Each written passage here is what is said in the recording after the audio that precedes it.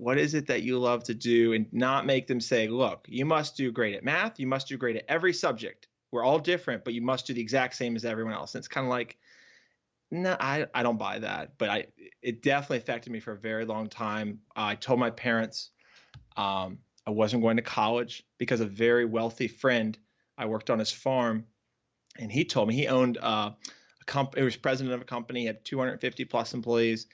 And I told him, I don't know what I want to do. I don't know what I want to be in college. I'm 17 years old. And he was like, dude, I hire people without degrees. It's all about work ethic. And I'll Welcome to Men of Abundance, the podcast for those looking to level up their lives by hanging out with some of the greatest leaders and established professionals in our community, living a life of integrity, honor, and the abundance mentality. Prepare to pay it forward with your host, former Army medic turned lifestyle entrepreneur, Wally Carmichael.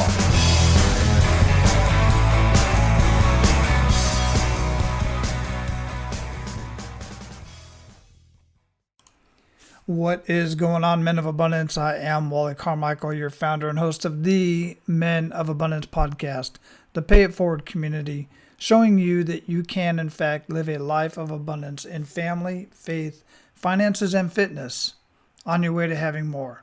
And make no mistake about it, there is absolutely nothing wrong with having more, especially if you're doing so with purpose and you know what you're doing and you know the responsibility of having more. And I want to make this very clear in case you didn't already know. Having more does not mean that you have to take from others. You know, I've talked to so many people who say that really they don't want to earn anymore, or they don't want to have more resources because they feel guilty in doing so. And it seems that our society, especially what's going on today, that people are being ridiculed for wanting more and having more. And by having more, you can give more. When you have more time, when you have more energy, when you have more connections and have more resources, you can give of that to others. When you have more wisdom and when you have more education, you can give more to others. Speaking of education, that's what we're going to be talking about today. We're talking about education, but don't get confused. I'm not talking about college education or even schooling, former traditional schooling. Now, I'm not down on school and I'm not down on college per se, because there are certain vocations that absolutely require a college education and a degree. But there are many other vocations, probably more vocations than there are, that only require a certification. And some vocations don't require certifications or a degree. They require knowledge. They require wisdom. They require people skills, your emotional quotient, and how you interact with other people. That in itself is what most employers are looking for, rather they also require a degree or a certification. I know when I used to do interviews for various jobs throughout my career, we would always look for those people that could clearly articulate their knowledge, those that could interact with people, and those that were compassionate for other people.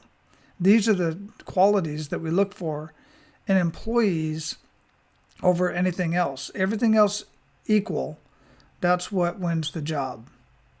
Anyway, I can go down a rabbit hole on this one and get on my soapbox, but I will refrain from doing that right now. I just want to make sure that you get into this conversation. And if you like what's being said here, even if you don't like what's being said here, quite frankly, we want to engage in conversation. And by doing so, the way you can do that is to go to Facebook and check out the Men of Abundance page and or get access to the Men of Abundance Facebook group. By doing so, you can continue this conversation and actually get in on the conversation. I welcome that. I welcome the conversation. We need to be having more conversations about various topics, all topics, and opposing conversations. I'm okay with that. I hope you are. If you are, then let's have that conversation.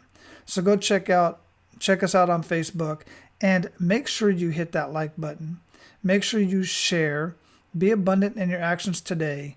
Pay it forward by sharing Men of Abundance with others. Sharing this podcast, take a screenshot of your phone or whatever it is, the device that you're listening to this on, and share it out on social media. Hashtag Men of Abundance. And make sure you tag me in it so that I can lift that up and we can continue the conversation and share these conversations with others. All right, so let's get into this conversation. Our featured guest today is an overcomer. He was a blacksmith, also known as a farrier, for 7 years until he got kicked in the face and had to switch careers. Boy, that'll do it, won't it? He self-taught himself how to code and landing a software development job making $70,000 with no degree. He has had over a dozen side hustles and believes everyone should have their own side hustle. I 100% agree with that. Men of Abundance, it is my pleasure to introduce you to Josh Kemp. Josh, welcome to Men of Abundance, brother. How you doing? Good. Thanks for having me on, Wally. I'm so excited. Oh, man, absolutely. I'm super excited to have you on. And I'll tell you, part of the reason why that I'm excited to have you on is because how you approached me and how you connected with me was absolutely brilliant. Nobody's ever done what you did. Everybody just wants to say, hey, I think I'm a perfect fit for your show, blah, blah, blah, and I got this book and blah, blah, blah, and I want to sell something. Basically is how it comes out, and I'm like, denied, no thank you. But, man, you sent me a freaking caricature and just kind of connected and said that's yours and enjoy it. And then I looked at your background. I was like, this dude's freaking awesome, man. I dig it. No, man, I used to be like, oh, I draw people. Man, I wonder what I can use this for. And I love drawing all the time. But it was like, how can I actually help my, get on podcasts? How can I help my business? And I don't know if you've heard of Bob Berg. He has the book Go Giver. And there's lots of people talk about you need to give first. And I thought, I'd love to draw somebody. I love drawing. Let me draw someone and say, here, this is yours regardless if we ever work together, if we ever talk again. And it's crazy is how much clutter it gets through. Like, for example, Seth Godin, who I never thought would respond to me, was like, hey, yeah, I don't do guest interviews. I'm not going to, but he was like, he actually responded to me. And I was like, and he thanked me. And I was just like, wow, I'm actually cutting through all the other emails. I just thought it was amazing and simple to do, Yeah. Oh, simple for you. Well, I draw stick figure. I used to draw when I was a kid. I did, but I was never really good at it. I had this classmate that he could draw lifelike images in just a couple of minutes using a pencil or even a pen. It was ridiculous. And wow. It's definitely a God-given talent in his case for sure, because we were real young. I was like, he hadn't taken any classes or anything at that point. But brilliant, man. Yeah, especially connecting with somebody like Seth Godin. I mean, the guy must get 1 million emails and requests a day. For him to reply back to you says a lot for that approach, and I really dig it. Not to mention, you have a really cool story that we're going to get into here as well. But even before we do that, first, where are you at in the world? I'm in Raleigh, North Carolina. It's a windy day. So if you hear gutters flying off the house, that's what that is. But no. I've been to Raleigh, North Carolina. I was in Fayetteville for a couple of years and got to drive down there a couple of times. This is a nice little area, man. I like it. Oh, I love it. It's so much better than I grew up in Northern Virginia, where the cost of living is it's way more. So I love being down here. Oh, very cool. Very cool. I like to start out with an attitude of gratitude, man. What do you have to be grateful for today? I have many things, but the main one is, entrepreneurs they have to take action, and I do take action. But sometimes it's like I'm on a shooting range with a gun, and I'm just like boom, boom, boom. I'm just firing away, and I'm like, you know what? I should be aiming a little more.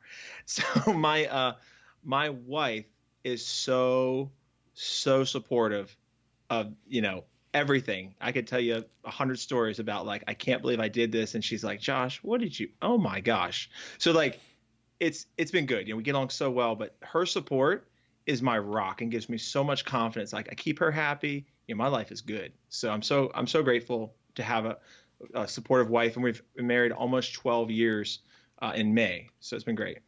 That is super important. That is a conversation that many entrepreneurs have, or at least a conversation they're having in their head and at home that they don't share public, because I've heard it so many. In fact, there's a book out there I used to have. I don't have it anymore, but it was called "Honey, I Want to Start a Business." And it was about that. It was about having that conversation with your wage earner spouse. Because many times in my own household, I am an entrepreneur, have been since I was 2 probably. And my wife is a wage earner. She never understood business, especially during the years when I was, racking up our credit card debt to $30,000 twice, her hair falling out and all this. Yeah, ouch, to say the least. And good thing she loves me, man. She's put up with so much crap from me, but now she's good because, we're doing a whole lot better. Yeah. Wow. But that conversation when an entrepreneur is just getting started, especially in a household where the other is, and I refer to it as a wage earner because they just don't understand the risk and they don't have they're not as risk averse as, I think that's the word, as many entrepreneurs are. We're willing to take a risk because we have a vision for what we want. So good on you, man. That is so I just can't express the importance of that, and I'm sure you know it. Oh yeah. No, absolutely. So before I got started here, we talked a little bit about what you're doing professionally and everything, but we like to get to know the man behind the abundance. How would you describe yourself? So I think it'd be a couple words. I'm an overcomer. So all throughout my life, like when I was a teenager, I was pretty poor at math, and my younger brother, he was freaking a genius at math, 2 grades ahead of me, and he was younger than me. And I just had this limiting belief, like, oh crap, if I don't do good at school, I'm going to suck. So like for me, that was the first of a long series of saying, no, I can make this on my own. So overcoming, but then also having passion. And I'm very, very, very curious. I'm like, wonder how that works. I'm going to ask I just ask so many questions. So for me, it's all about passion, curiosity, overcoming challenges. And a lot of my success has been, I've seen something done. Like the reason I was a cartoon artist, I drew cartoons for 3 years, was I saw this local newspaper and I read the cartoon. And I was like, wow, that sucked. That's horrible. And I thought I could do better than that. So I did, and I did it for years. But that's just who I am, That's one of the things I want to touch on real quick, because this is a conversation my wife and I were having. We were watching this new show, and it's a game show where I think it's Eva or something like that. Basically, I have to answer a bunch of questions and stuff. And they had these a couple on there that were both registered geniuses. I guess it's called Mensa or something like that. Yeah. And they sucked. They didn't do well. I'll just put that out there right now. Neither one of them made it to the gauntlet, if you will. But one of the things that schools do is they make brilliant kids feel less than they are because they don't do well in academics. And here you are, you have a genius, and we were talking about that. That's what we're talking about, different levels of geniuses. You got classroom geniuses, you got your art geniuses, your music geniuses, your geniuses on the field of whatever, sports and whatever. They're just absolutely brilliant. But many kids don't explore those other avenues because they're fed this story that you have to be a genius in the classroom, and if you're not, well, then you're not going to amount to much as an adult. And I just think it's a terrible tragedy. Now, I'm not saying that about the teachers. I'm saying that about the system in itself, because there's some brilliant teachers out there. What are your thoughts on that, and how did that affect you growing up and into your adulthood? Yeah, absolutely. I mean, exactly. So I was homeschooled, but still the same. My parents both did not have degrees, but my mom, super smart. And my grandpa, super smart. Like, comes in, he's always asking, like, here's a math equation. You have 30 seconds. What's the answer? Like, oh crap. So I didn't look forward to him coming over. But no, like, my parents did not have degrees, and they end up having 7 kids and 1 income. So we were pretty, we always provided for, but we were not well off by any stretch. So, for them, they're like, you need to get a degree. Like, for example, I was not great at math, but 16 years old, she signed us up for business law classes at the local college. So here I am taking business law at 16. I'm thinking, this sucks. I don't want to do this.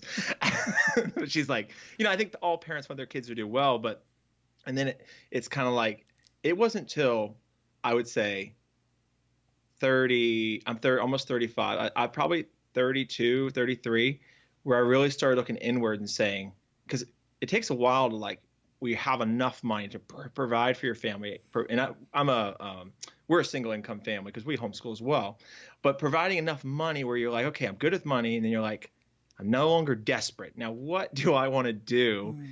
And that I'm certainly trying with my kids to be like, what is it that you love to do, and not make them say, look, you must do great at math. You must do great at every subject. We're all different, but you must do the exact same as everyone else. And it's kind of like, no, I don't buy that. But it definitely affected me for a very long time. I told my parents I wasn't going to college because a very wealthy friend, I worked on his farm, and he told me he owned a company. He was president of a company, had 250 plus employees.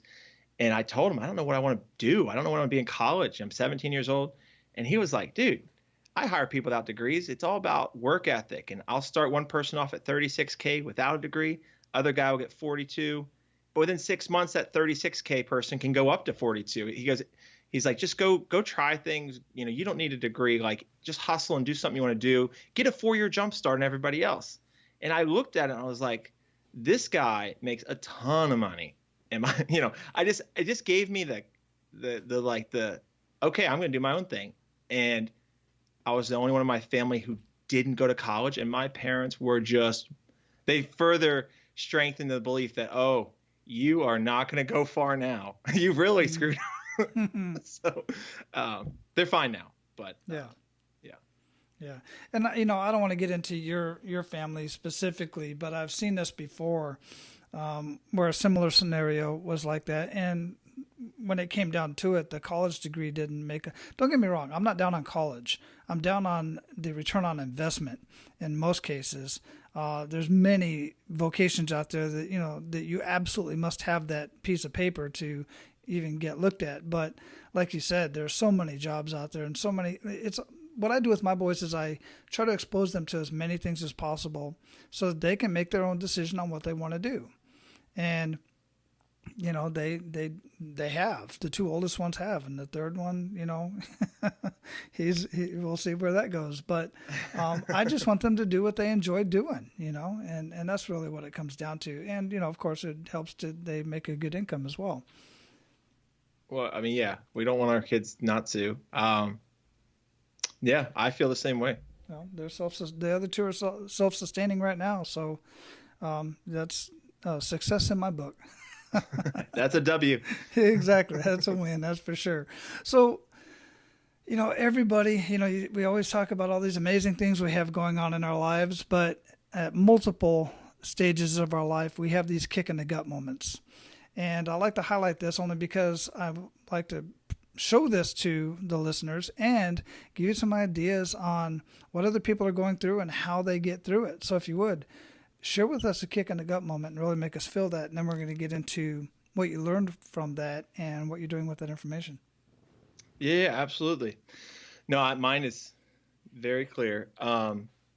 So not having a degree, one of the liberating things was I don't have any fallback plan because, it's like I don't have anything. So when I've decided that guy who had given me advice to don't go to college if you don't know what you want to do. Don't waste money that you don't have. And I was like, okay. So I was dating his daughter at the time, and that went horribly bad. We no longer speak, but I still learned some amazing things from him. But they had 12 horses or 15 horses, something like that. And I had ridden maybe 2 or 3 times with them. And I obviously did not grow up with horses. That did not happen. So I remember seeing this guy come in a truck, and he would trim the horse's feet, and he was called a farrier. Some people call it a blacksmith, and he would nail on the horseshoes. And I was like, oh, that's cool. And that was all the thought I gave it to. And then I bounced around and tried different things. And then I thought to myself, I kind of want to just try that just to see what that's like. So I rode with a farrier, and long story short, tough job. I did it for 7.5 years, made really good money. 25 years old, I made 115,000. Most of the people I knew were working at Chipotle or something, so did well. But then what happened was I always thought I can push myself. I'm very driven. I can push myself through anything. Like I used to lift weights. It's like, okay, if you lift enough weight, eventually you get stronger. You can do more push-ups. Well, with horseshoeing, I'm like, okay, my hands hurt. It's freezing. I got burned, whatever. I'm just gonna keep pushing through. And my kick in the gut moment was I was working on a horse, probably 6 years, 5.5 years in. I was holding its rear leg, its hind leg. And if you think of an adult, like if you, I don't know if you've ever seen live PD where people are like wrestling people down to the ground. If an adult with their rear leg is trying to kick you, I mean, it's hard to hold on, you don't have much control. When a horse kicks or tries to get away from you, if they really want to get away for real, they will. And I was holding this hind foot, this rear foot, and I was nailing on a horseshoe, so I had one nail sticking out the side, so I didn't want to let go of the foot. I didn't want the horse to cut itself. It's a risky job. And I remember hanging on for dear life, and the horse yanked really hard, and I felt something pop in my stomach. And I now know it was a hernia. It just tore my stomach, and it hurt like, anything. And I remember thinking, I'm just going to push through this. I picked up the foot, kept going. That day I was incredibly sore that night. I kept on going month after month, but then it started to get much, much, much worse. And I didn't say anything to my wife. I didn't like go, oh, I need a Band-Aid. I was just like, I'm good. But what would happen is I would shoe all these horses all day. And then I'd go inside and take a bath. And the pain would be so intense in my stomach that the muscles were like pulling because my back would get tight. I would sit in an Epsom salt bath, and door would be closed, kids would be out in the living room, and tears would just drop, and I wouldn't be sobbing. I just quiet, hot tears. I just was so much pain. And she came in one time and she was like, "Are you crying?" And I was like, No, I'm not crying. So, long story short, I finally figured out that what, I think I'm stuck, and I think I'm trapped, and I think I need to figure something else out here. I cannot push through this. I need a new approach. And that was my kick in the gut, where I just was like rock bottom and very, very depressing. And very, I had 2 kids, so I was very discouraged. Like, what am I going to do? That was it. Wow. That's a literal kick in the gut. That is, man. No, it was. And to push through that pain like that, it's just, that's ridiculous. I can't imagine that amount of pain. So what did you end up doing? I mean, did you just leave the career and just say, I'm done and move on, or how'd that work out? So, in Northern Virginia, the cost of living it's not as bad as San Francisco or Hawaii, but it's up there. I don't know if it's top 7. It's significantly expensive. So when someone's like, oh, you're making I was making 115K, I was like doing very well. I was getting established. And then when I got injured, I realized I had to cut back, keep cutting back work because I did too many horses. I just couldn't even do it. So I got my income down to maybe 70K, something like that, which was enough. But in Northern Virginia, it's not really as much as you might think. Like some people are like, oh, that's really good. So I was like, how do I get a job and take care of my kids? And I got the normal advice, go back to college, do it part-time, take you like 8 years. I'm like, I can't survive 8 years. I will die.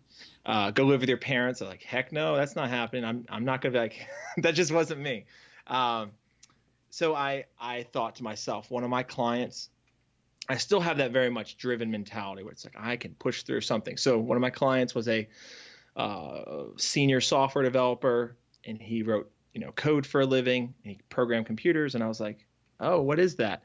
And to give you an example of how computer illiterate I was at the time, I could send texts, I could send basic emails to my horse clients, but if I needed to attach an image or a file or a document, I'd be like, I have no clue. Let me get my wife. So that level of computer ignorance, if you will. So he told me about software, and I was like, what's software? I have no clue what that is. And he's like, oh my gosh. So long story short, he encouraged me to get this book about Python. It's just a coding language. He's like, it's pretty easy. It's easier than others. So long story short, I was like struggling with it. It was very difficult. And I practiced a lot at night. And then I heard about these boot camps. There's these coding boot camps, which are now everywhere. But at the time, there was only one in San Francisco, and then there was one in New York. And I got into the one in San Francisco. They liked my drive, but they wanted like 30K up front, and I didn't have it. So I was like, crap, I can't do that. So I had to back out. And then the one in New York was like, I think it was like 8K. It was a lot less. So I drove up to New York instead of applying online, met the people in person, shook their hands, and they were impressed that I drove up from Virginia to do that. And long story short, I made some horrible decisions. I moved up to New York, rented a place before I actually got in because I thought I was going to get in. I got down to the final like 3 people, and I didn't get in. So I lost $3,200. Went back to Virginia with my tail between my legs and was very discouraged. But I don't know, something clicked in me and said, and I might have used some expletives, was basically like, screw this. I am going to do this on my own. I don't need any college. I don't need any boot camps. I'm going to figure this out or I'll die trying because I don't have a whole lot of options. And nothing with blacksmithing and horseshoeing really translates to a lot, really. It's like you were born working in 1906 and you're trying to get to 2012. So I learned to code. It took a long time. It took me 9 months, 2 days, every night from 10 p.m. when my wife went to bed till 1 in the morning, or I fell asleep on the couch. I would code. And I eventually spoke at some local meetup groups, just like beginner tutorials. I showed them what I did. It wasn't that amazing, but it got me some interviews. I think people were impressed at what I did from where I came from. And I got my first job making $70K as a junior software developer. So that's how I had my enough is enough moment. It wasn't easy, but it was well worth it. Wow, sounds like one of those overnight success stories. That never happens. Easy peasy, yeah. No. Absolutely. So how did you end up with Josh Kemp, your website, Josh Kemp, Life is Better with a Side Hustle? Where'd that come from? So, I don't know if you've noticed a theme yet in my life. It's called desperation. It's like, oh, crap, I need this. Oh, man, I better do X. So some people just sit around on the couch and they get inspired for greatness and they just go out and go, I want to do X.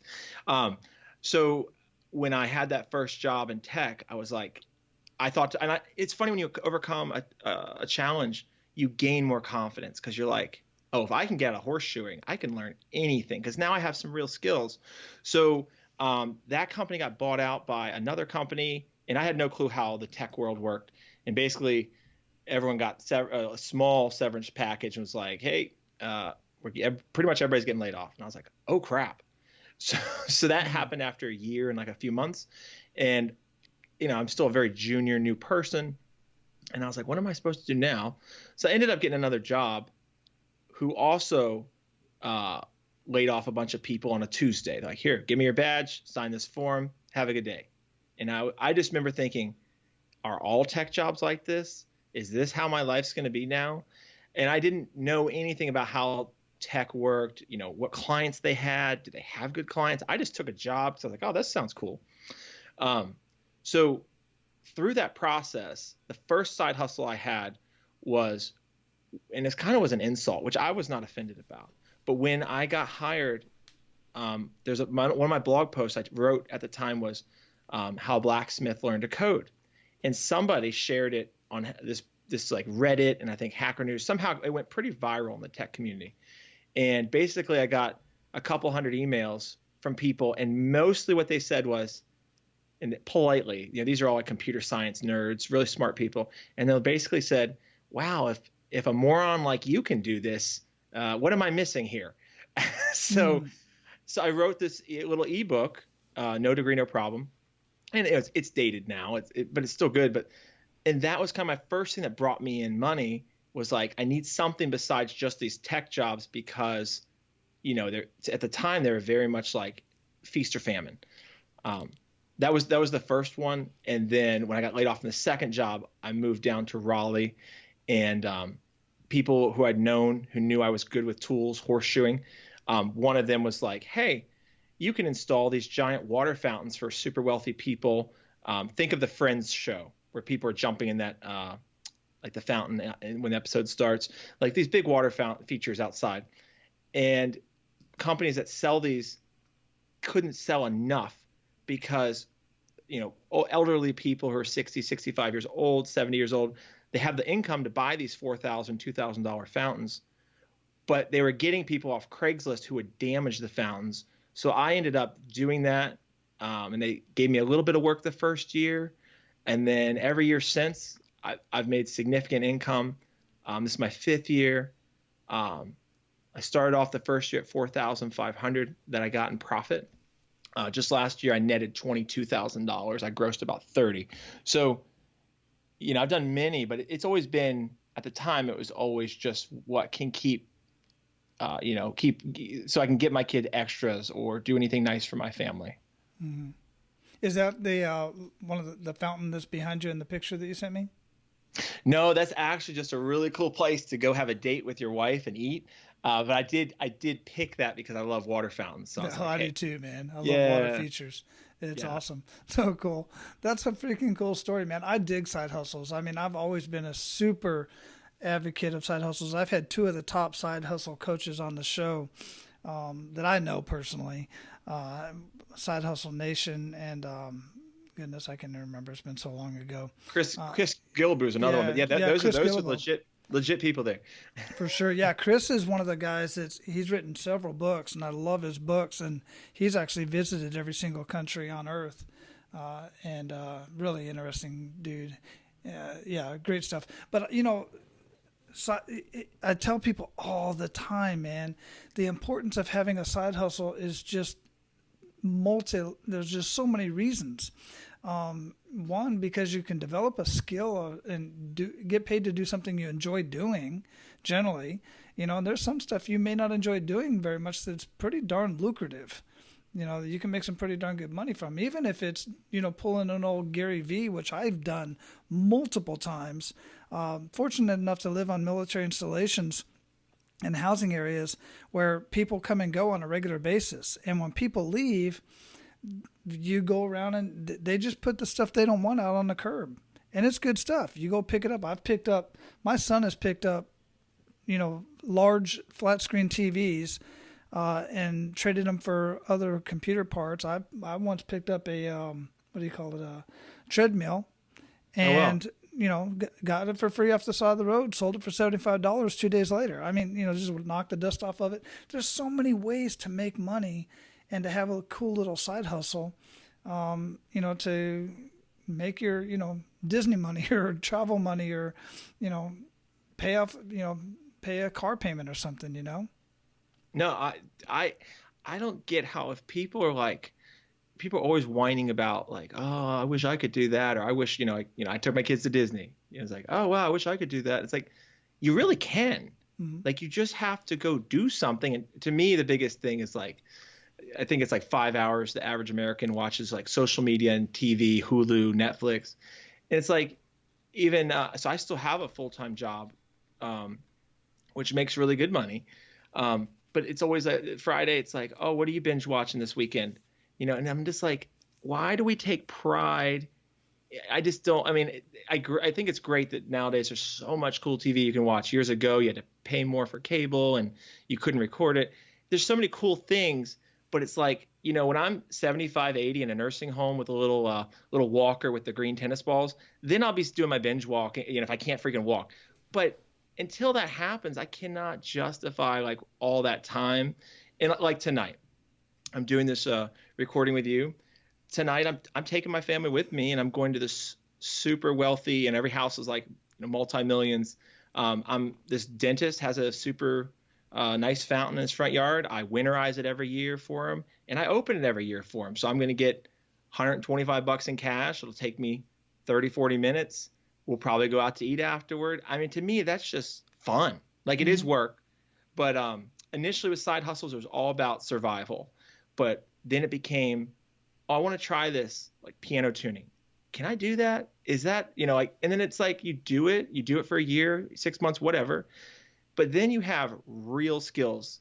And I wouldn't, not to brag, but like, it's like some things you suck at and some things, you're good at. And if someone now, because back when I was horseshoeing, I just did horseshoeing and that was kind of it. Now, if I were to lose my job tomorrow, for whatever reason, I could call someone tomorrow and do caricatures. I caricature artists. I could do fountains.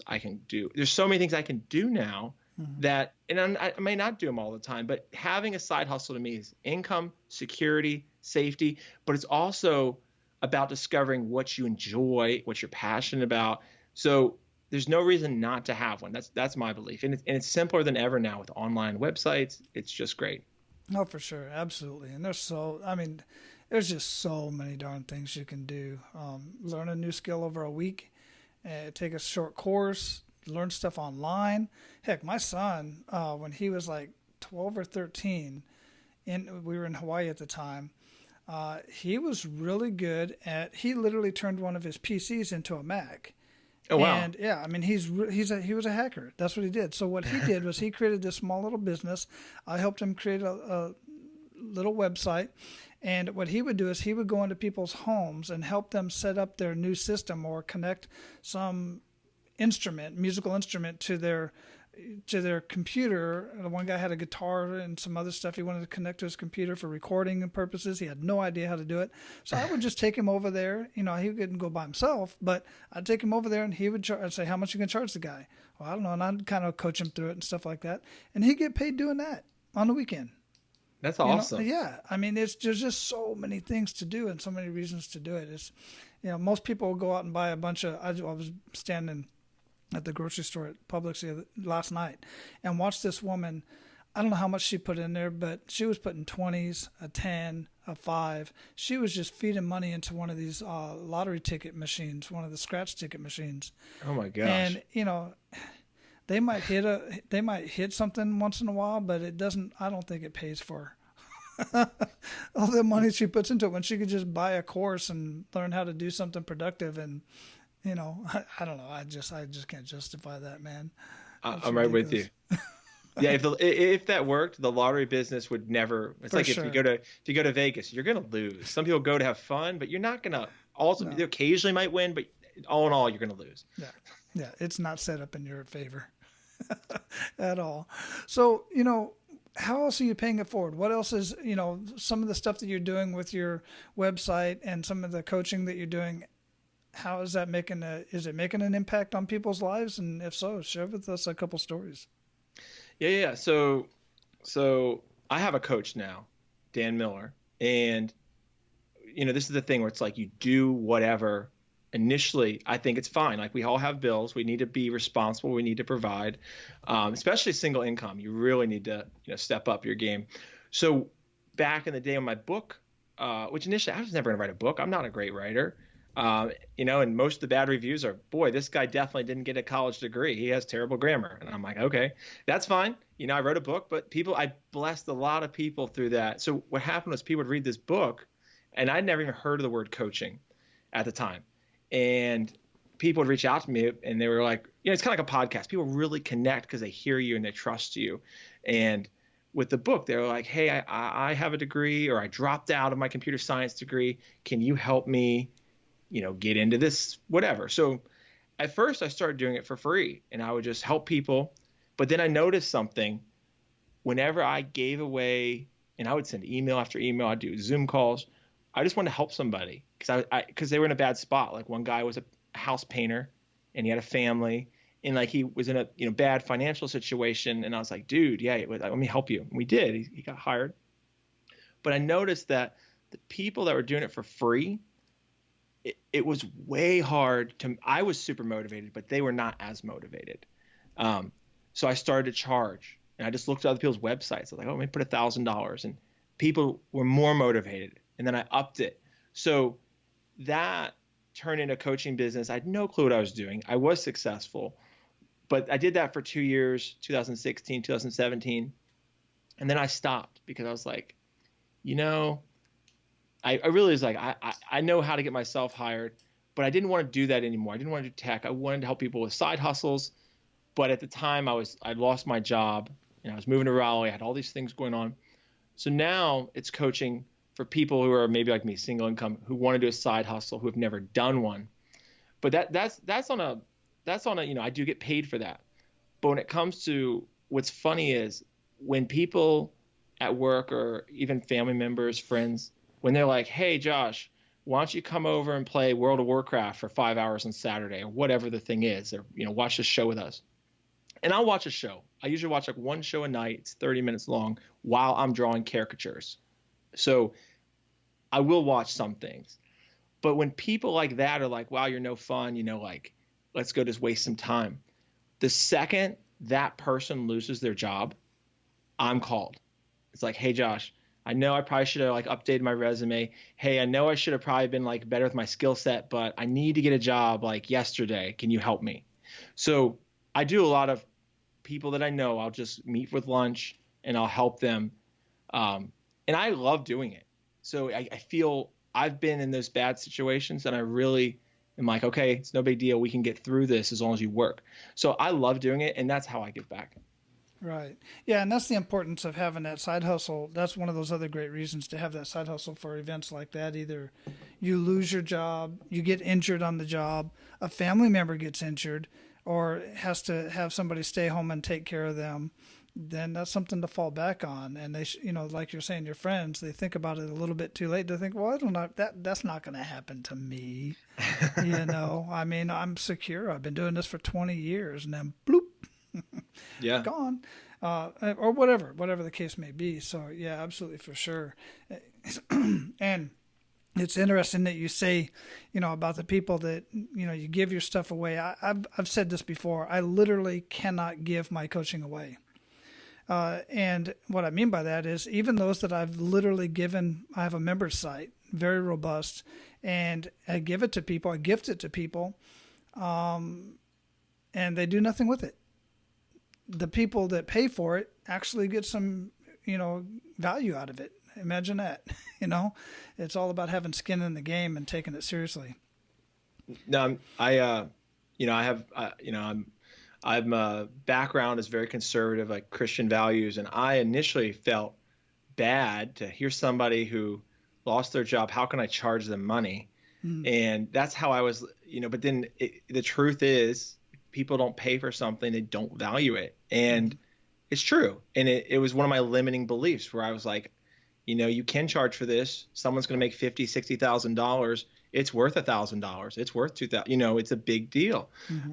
So that was a hard thing for me to kind of overcome a little bit. And that's very common. That's very, very common in this industry, in coaching and stuff like that. I had the same problem with coaching the abundance mindset as well.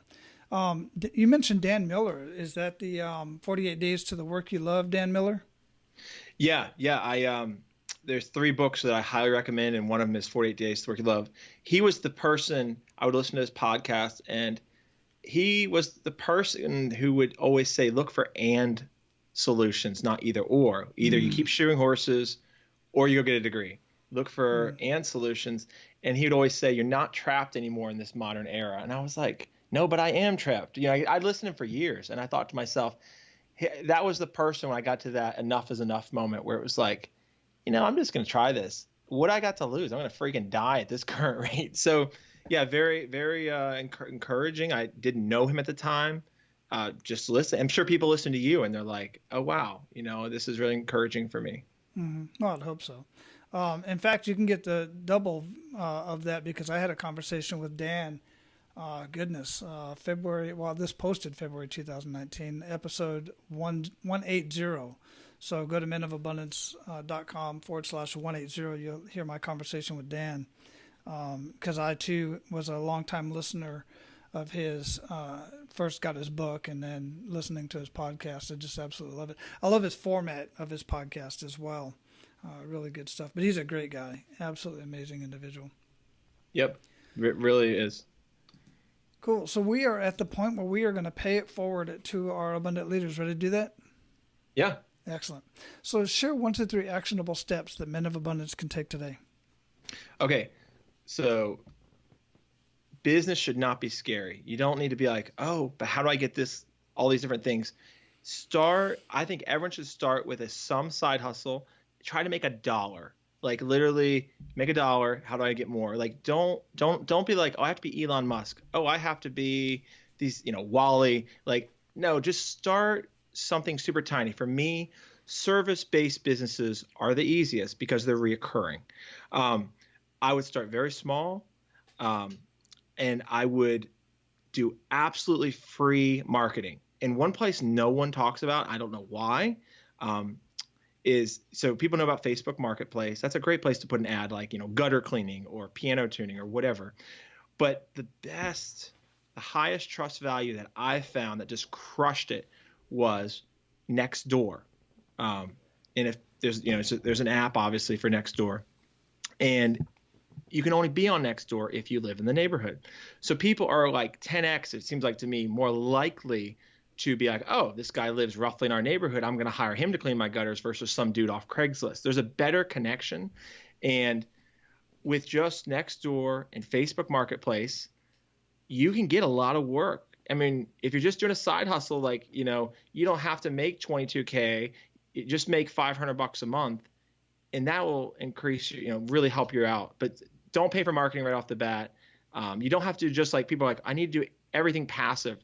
I have passive income, but I think initially just do something you want to do or is a really obvious opportunity. And don't, I always felt intimidated by people that are so much more successful to me. I don't think you have to do that. Mm-mm. No, absolutely not. Another great one other than Nextdoor, which is actually very good, and Facebook Marketplace, as well as your local Facebook groups, your community Facebook groups, but also Alignable is another great one as well to get onto. There's a paid version for it, just like everything else, but there's also a free version, and you connect with some pretty amazing business owners that you would be able to, and other people in the community you'd be able to serve in various ways. But yeah, great advice. And one of the best things I like that you said is do not pay for marketing, or you don't pay for marketing, you pay for advertising.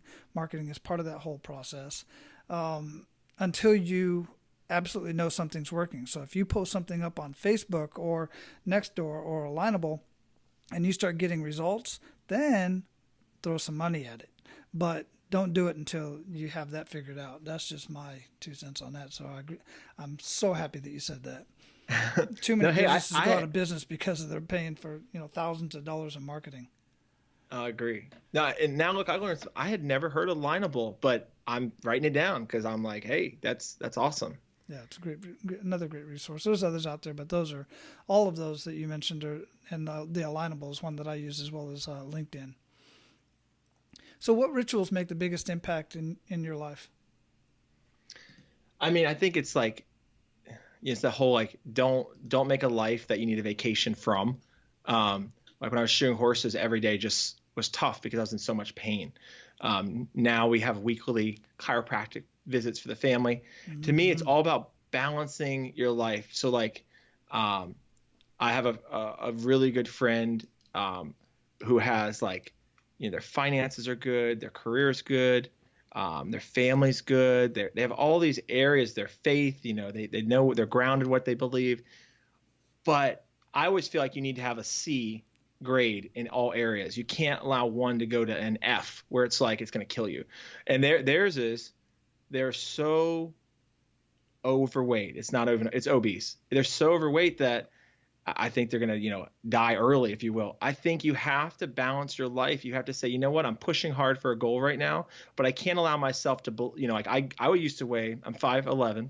I used to weigh 241 pounds when I got laid off my second job because the stress was crazy.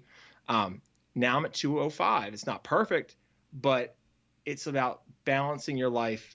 But yeah, I get up early. Sure. I'm up at 6:30. At night, I'm drawing characters till I go to bed at 10 o'clock, 10:30. I'm pretty naturally driven because I think for me, I know for a fact if I don't take action, nothing is going to change in my life. So I believe that 100%. So for me, there's no need for motivation. I'm like, I know I got to do this. No one else is going to. So. Very good. Absolutely, man. So we talked about Dan Miller's book, 48 Days to the Work You Love. What other books are you reading or listening to, or what else are you reading or listening to that you would recommend to our abundant leaders, and why? So podcasts are great. Books are great. I mean, to me, if you're driving the car and you're not listening to something, what are you doing? Like, you should be using every minute. So I do. So it depends who, like, there's so many people, like I have a friend who's so unmotivated. For that person, so I have 3 books. Reading Grant Cardone's book 10X, to me, it was so good because he's like, people don't put enough effort. They always think things will take less time. So someone who's not motivated, I think that book 10X would be great for them. Someone who's maybe financially successful right now but wants to do a side business, but they don't know what they want to do. They need to look inward. The book 48 Days to the Work You Love would be great. And then the last book is any type of most businesses, growing up, I thought everyone had special skills except for me. My brother was great at math. My sister was good at memorizing things. She could bake. She could do arts and crafts. But then I realized years later, my brother came and told me, he said he was so jealous that as a teenager, I could make friends. I could talk to anybody. I had really good people skills. And I always thought, oh, that's not a real skill like math. That's just that's just kind of a personality. And then having businesses and working in tech and seeing the lack of social skills, I realized and gave myself credit. And I was like, that is a skill. And I just was grateful that, like, hey, I do have a skill. I don't have to feel discouraged. So the book, though, that really kind of took out that raw talent, I'd offended my aunt really badly when I was 14. I don't remember what it was about, but somehow I offended her. And on my 14th birthday, she gave me a very old, and I mean very old, worn out copy of Dale Carnegie's How to Win Friends and Influence People. And in the middle of the book, she had stuck one single piece of gum. And I was like, I wanted to say, wow, that is offensive. Like, it was, she was like, basically, you're rude and your breath smells. But that book was so good. It was so, for me at 14, it just like was a light bulb. I was like, oh, this is how you get along with people. So if you don't have great people skills, I think that book it'll make you realize what people value, their name, smiling, all those types of things. So those are the 3 books I recommend. Absolutely wonderful books. I've read every one of them. And How to Win Friends and Influence People, along with Think and Grow Rich, are the 2 oldest books in my library.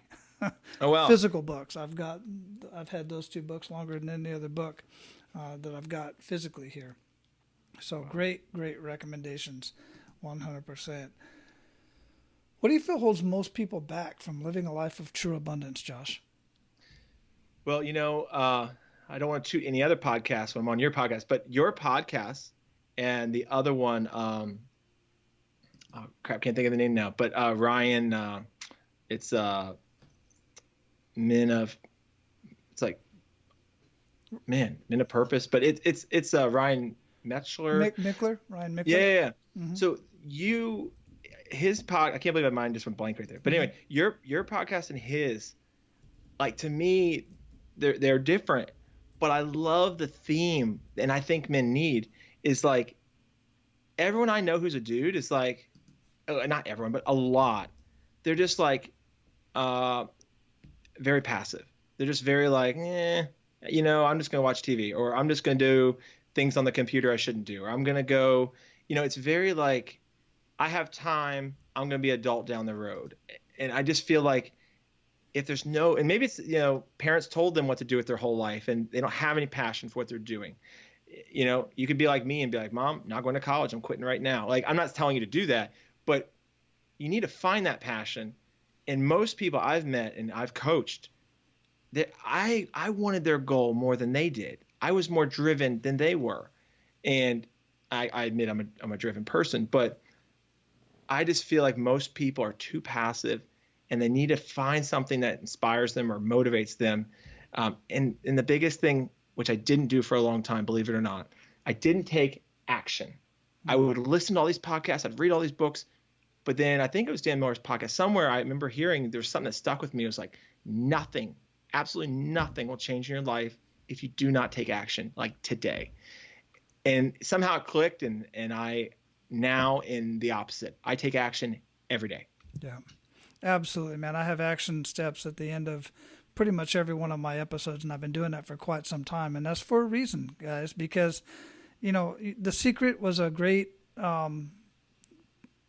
DVD, book, the whole bit. All those guys are doing amazing things and using the law of attraction. But one thing they don't talk about is the law of action. The law of attraction is great. But don't nothing get done until you take action. And Ryan is definitely a good guy to listen to. Order of Man is his podcast. Oh, there you go. And he's got a book out now as well. In fact, I had a conversation with Ryan back in May of 2017, episode 078. Oh, wow. Go listen to that one. I'll have that linked up in the show notes. All these linked up in the show notes. But Ryan is one hell of a dude, man, and he's just got a great movement going on with Order of Man, and his I think it's Iron. I forget what the name of his mastermind group is, but he's got a great mastermind group to be a part of as well. So I'll throw that plug out there for him. But absolutely, man. So what does being a man of abundance mean to you, Josh? For me, and I understand if people aren't, me, it's honoring God and being grounded in what I believe. And to me, if you believe something else, that's cool. Just, you have to have, if you're a tree, you need to have some roots. You have to have your faith down. So for me, like they have this virus going around right now. Everyone's freaking out. I'm like, if it's my time, it's my time, man. I'm good. Like that to me, you need to have roots. So for me, it's honoring God. It's doing the best at whatever you do. Like, do your very best. It's taking risks. Don't allow your limiting beliefs to stop you. For me, my beliefs stopped me. I thought, I'm trapped. I shoe horses for a living. That's who I am. I can do nothing else. And it's not true. It's simply not true. It will take a lot of effort, but it's also, your confidence will just grow. So for me, that's it. And giving back, teaching my kids, that's what it means to me. Excellent. Yeah, I love it. All right, guys, so here's your action step for today. I want you to take inventory of your own education. And if you have children, pay attention to their education. Pay attention to what their teachers are teaching them if you do have them in a traditional school system. Obviously, like we talked about, like Josh mentioned, if you homeschool your children, then you have more control over what your children are learning. And it's probably, in my opinion, more valuable. Now, there's a lot of value in the interaction that kids get at school, but right now many schools, quite frankly, aren't open. And even when they are at school, sometimes they're not able to interact like they would during a normal school day. So while I do find great value in that, there's other ways to get that. Anyway, take control of your education, take full control, and at least understand what your children are learning and why. Because during these formative years, it is extremely important for them to get the knowledge and wisdom, more importantly, the wisdom from you as their parent and from other mentors in the community. That knowledge and wisdom is what ensures that they will go out and be productive members of society while living a mentally and physically healthy life. Now, go out, live your life of abundance. And guys, make sure to pay it forward.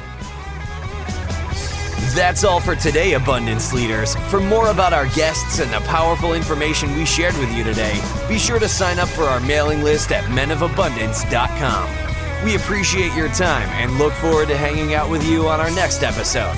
So until then, be sure to pay it forward and live your life of abundance.